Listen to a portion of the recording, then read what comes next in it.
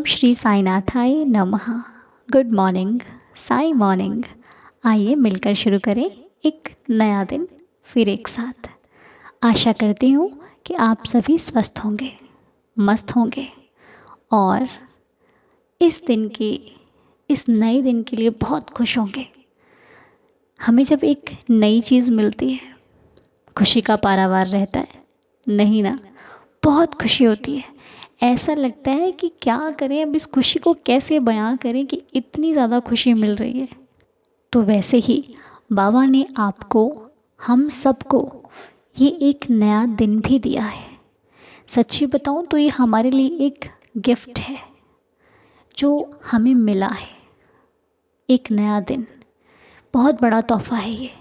साईं ने हमें बहुत बड़ा तोहफ़ा दिया है, तो इस तोहफ़े के लिए उनका शुक्र करना तो बनता है कि बाबा जी आपका बहुत बहुत शुक्रिया। मैं इसके काबिल नहीं था, लेकिन आपने मुझे फिर भी दिया, क्योंकि आपके दिए हुए इस तोहफ़े से मुझे कुछ नया सीखने को मिलेगा। एक दिन और मिलेगा इस ज़िंदगी का जिसमें मैं आपका नाम जाप कर सकूँगी या फिर कर सकूँगा, क्योंकि एक एक पल बहुत कीमती है, एक एक सेकंड बहुत कीमती है। और उस हर एक पल में अगर हम अपने भगवान को ना भूलें तो सोचिए कितने अच्छे काम कर रहे हैं हम।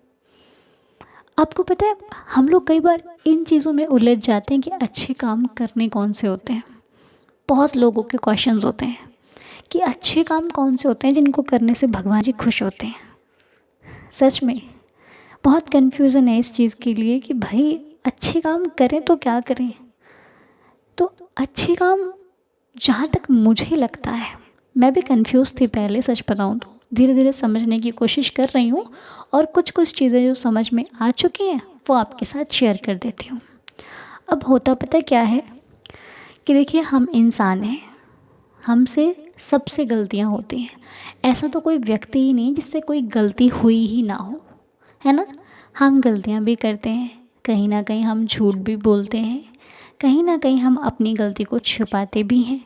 डर लगता है, कहीं ना कहीं हमसे किसी का दिल दुख जाता है ना? कहीं ना कहीं हम कभी ना कभी किसी को कुछ ऐसे शब्द कह ही देते हैं जो उसको अच्छे नहीं लगते। तो ये सब गलतियाँ ही होती हैं जो एवरीडे कहीं ना कहीं हमसे हो जाती हैं और हम सोचते हैं कि हमने किया ही क्या है। आपको पता है, एक एक छोटी चीज़ का हिसाब है उस मालिक के पास। वो किसी का उधार नहीं रखता, सबको बराबर देता है, कुछ भी नहीं रखता वो। इसलिए हमें इन दुनिया वालों को खुश करने की ज़रूरत बहुत कम होती है, क्योंकि ये जो दुनिया है ना, ये कहीं ना कहीं स्वार्थ से चल रही है। हर व्यक्ति किसी ना किसी मतलब से जुड़ा हुआ है किसी ना किसी के साथ, और ये सब लोग जानते हैं। इन बातों से कोई अनजान नहीं है, हम सब जानते हैं। लेकिन माना कि कुछ मतलब है, लेकिन कुछ तो प्यार होना चाहिए ना, कुछ तो किसी की फ़िक्र भी होनी चाहिए। क्योंकि यदि पूरा ही रिश्ता मतलब से है तो फिर वो तो एक ना एक दिन टूट ही जाएगा। जिस दिन मतलब पूरा हुआ वो रिश्ता चला गया। अब हमें क्या करना है? कोई क्या करता है हमें उससे लेना देना नहीं है। कोई अच्छे कर्म कर रहा है तब भी ठीक है, नहीं कर रहा तो उसकी ज़िंदगी है, वो खुद समझदार है, वो खुद जान सकता है। हमें क्या करना है? देखिए, वो कहते हैं ना कि एक बार में सब कुछ कर लेंगे तो नहीं होगा, एक एक करके प्रैक्टिस करते चलते हैं तो शायद हो जाएगा अच्छे काम की। तो हमें क्या करना है? सबसे पहली चीज़ कि हमें किसी की निंदा नहीं करनी। निंदा मतलब हमें कभी भी, यदि हम किसी के पास बैठे हैं, क्या होता है ना कि जब हम किसी के पास बैठते हैं तो दो चार बातें हो जाती हैं, तो हमें कभी भी किसी की निंदा में अपने आप को इन्वॉल्व नहीं करना है। अगर हो रही है तो या तो उस बात को हटा देना है, अगर नहीं हटा सकते तो वहाँ से हट जाना है, लेकिन निंदा नहीं करनी है, ठीक है? क्योंकि निंदा से क्या होता है, पहली बात तो हम उन बातों में खुद भी पड़ रहे हैं। दूसरी चीज़, आपको नहीं पता जिस व्यक्ति से आप निंदा कर रहे हो वो व्यक्ति कल को जब उसकी निंदा वो सुन सकता है तो कल उसके पास जाकर आपकी भी कर सकता है। ठीक है। जो व्यक्ति आज आपके पास बैठकर किसी और की बुराई कर रहा है, वो व्यक्ति ही कल किसी और के पास बैठकर आपकी बुराई भी कर सकता है। इसलिए सतर्क रहिए। ये मत सोचिए कि कोई आपका अपना है तो आप उससे शेयर कर दोगे तो वो किसी को नहीं बताएगा। कोई भरोसा नहीं है। किसी का दिमाग घूमा, उसने उधर जाके ये सारी बातें कह दी, भैया वो कह रहा था, हम थोड़ी कह रहे थे। तो इसमें फंसेगा कौन? आप। इसलिए बहुत सतर्कता से ज़िंदगी को जीना है। इसीलिए कहते हैं भगवान के रंग में रंग जाओ, किसी चीज़ की टेंशन ही नहीं है आपको। हाँ, अपनी मम्मा से, अपने मित्र से हम हर बात को शेयर करते हैं। दुख लगता है तो भी माँ से शेयर करते हैं, सुख आता है तो भी माँ से शेयर करते हैं। माँ से शेयर करने में मुझे नहीं लगता कि कोई बुराई होती है, क्योंकि यदि एक बच्चा अपनी माँ से नहीं कहेगा तो किससे कहेगा। अब यदि आपके जीवन में इस वक्त माँ ना हो तो साईं माँ तो है ना, उनसे शेयर कर सकते हो आप। कोई भी बुराई, कोई भी निंदा, कोई भी बात है, उनसे बताइए कि बाबा मुझे इस बात का दुख लगा है, मेरे पास मैंने सबसे जो भी आपकी बातें आप बाबा से शेयर कीजिए। जो भी कहना चाहते हो उनसे बताओ। दुख तकलीफ़ जो भी है आप उनसे हर एक चीज़ को बांटना शुरू करो। देखना वो आपकी हर एक समस्या का समाधान निकाल कर आपको दिया करेंगे। ऐसे ही रिश्ता बनाया था मैंने अपने बाबा के साथ अपना, और आज बहुत स्ट्रांग है। आज कुछ भी कहती हूँ ना, वो सुनते हैं मेरी बात को, वो जवाब देते हैं मेरी बात का। अब कोई माने ना माने इससे मेरे को फ़र्क नहीं पड़ता है। मुझे पता है क्योंकि मैंने उन्हें अनुभव किया है। जिसको चोट लगती है, दर्द उसी को पता है ना कितना हुआ है। तो वैसे ही है, जिसने देखा है वही जानता है कि साईं कैसा है। सुनने वालों का क्या है, कोई समझेगा कोई नहीं समझेगा, लेकिन यहाँ पर बता के मुझे पूरा विश्वास है कि मेरा जो परिवार है वो तो पूरा समझ रहा है, मुझे और किसी से क्या लेना। तो बस कहने का अर्थ यही होता है कि अच्छे काम बस आपको पता होना चाहिए कि आपने कभी किसी का बुरा नहीं किया। आप, क्योंकि देखो आप किस नियत से कौन सा काम कर रहे हो ना, ये सिर्फ आप जान सकते हो। सामने वाला तो अपने अकॉर्डिंग जज करेगा आपको। अगर उसको अच्छा लगा तो कहेगा हाँ अच्छा किया, अगर उसको नहीं अच्छा लगा तो वो आप पे 2 दोष और लगा देगा। इसलिए क्या नियत है, क्या भाव है, ये आप जानते हो। यदि आपका भाव सच्चा और अच्छा है तो आपको किसी से डरने की ज़रूरत नहीं है। सच को कभी भी किसी चीज़ का भय नहीं होता। सच सच होता है, उसे कोई झुठला नहीं सकता। ठीक है जी। इसलिए घबरा कर किसी भी काम को जल्दबाजी में ना करके थोड़ा रुक जाइए, अच्छे ढंग से कीजिए। तो यदि मुझसे कोई गलती हो जाती है बोलने में तो क्षमा कीजिएगा। और ऐसे ही इस परिवार को बहुत सारा प्यार देने के लिए आपका बहुत बहुत शुक्रिया। और जो भी चीज़ें हैं आप मुझे कमेंट करके पूछ सकते हो। कोई भी अगर आपका सवाल है तो हम उसे मॉर्निंग प्रेयर में सुलझाने की कोशिश करेंगे, जितना भी हमसे सक्षम होंगे हम उतने। तो आइए प्रार्थना के साथ आज की लीला को सुनते हैं। साईं जी के चरणों में ये प्रार्थना है कि बाबा हम आज का दिन शुरू करने जा रहे हैं। आप अपना आशीर्वाद, अपनी कृपा हम सभी परिवार के सदस्यों पर, इस पूरे परिवार पर बना कर रखिएगा। जाने अनजाने में कोई भूल हो जाए तो क्षमा कीजिएगा। हम आपके दास, आपके बच्चे हैं। जो भी करते हैं आपका नाम लेकर करते हैं। हे प्रभु हमारी श्रद्धा की लाज रखना, कहीं भी डगमगा जाए तो संभाल लेना, कोई भूल हो जाए तो आप उसको कवर कर देना बाबा, क्योंकि हमें नहीं पता क्या सही है क्या गलत है।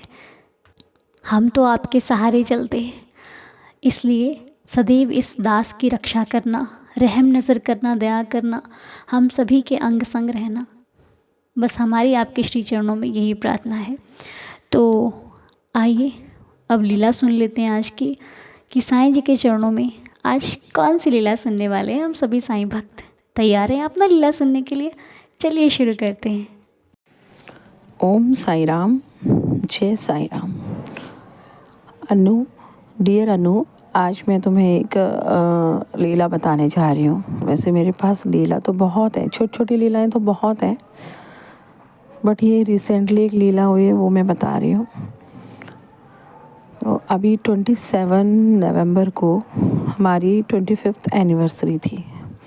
तो उस दिन मैंने मॉर्निंग में अपना काम वाम करके फिर मैंने हस्बैंड को बोला मंदिर जाएंगे, बाबा से मिलने जाएंगे और भी मंदिर। तो जैसे हम मतलब गए, मेरे हस्बैंड और मैं 11 साढ़े 11 के आसपास हम गए। फिर हम मार्केट गए, मतलब मैंने बाबा के लिए फूल वगैरह लिए और मैंने बोला मैं कुछ अन्नदान भी करना चाहती हूँ, उधर बैठे रहते हैं उन सबको कुछ खिलाना चाहती हूँ। तो मैंने कुछ छोले कुलचे जो होते हैं वो कुछ मैंने पैक करवा लिया, 8-10 प्लेट पैक करवाए और फूल माला वगैरह ली। तो मेरे दिमाग में ऐसे आया, मुझे याद नहीं था पहले।